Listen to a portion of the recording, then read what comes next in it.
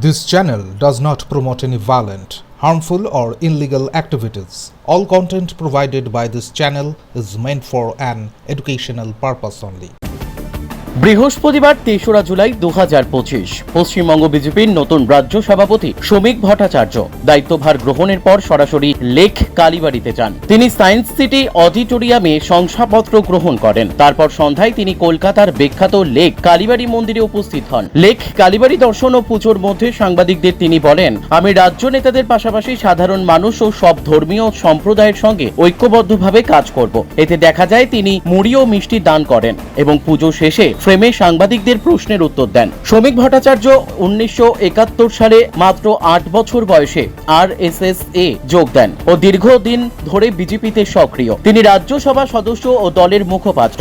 ৩রা জুলাই আনুষ্ঠানিকভাবে সভাপতি নির্বাচিত হন, যেখানে কেন্দ্রীয় নেতৃত্ব তাদের প্রধানমন্ত্রী নাড্ডা ও রবিশঙ্কর প্রসাদ, সুকান্ত মজুমদার, শুভেন্দু অধিকারী উপস্থিত ছিলেন। রাজ্যে আগামী ২০২৬ সালের বিধানসভা ভোটের দিকে তাকিয়ে শ্রমিক গ্রাসরুট স্তরের কর্মীদের সম্পৃক্ত করার ওপর জোর দিচ্ছেন। তার ভাষায় সংঘবদ্ধভাবে বিজেপি লড়াই করবে, নতুন ও পুরনো সবাই ঐক্যবদ্ধ থাকবে। লোকজনের বিশ্বাস, এই পদার্পণে তিনি রাজনৈতিক ও সাংস্কৃতিক ভাবমূর্তিতে সব ধর্মের শ্রদ্ধাকে প্রাধান্য দেবেন। লেক কালীবাড়িতে পুজোর মাধ্যমে তিনি রাজ্যবাসীর সঙ্গে সম্প্রীতি ও ঐক্যের বার্তা পৌঁছে দিতে চেয়েছেন। এখন দেখার বিষয় তার এই শুরুর পদক্ষেপ রাজ্যে নতুন রাজনৈতিক দিশা দিতে পারবে কি না।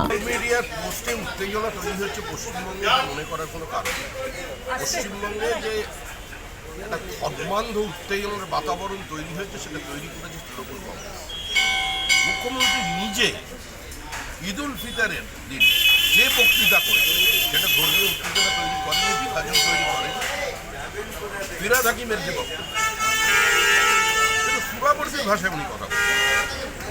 হুমায়ুন কবিরের যে বক্তব্য, সেটা ডাইরেক্ট অ্যাকশন লেগে যে বক্তব্য রেখেছিল এখানে মুসলিম লীগের নেতারা, তার ভাষা কথা।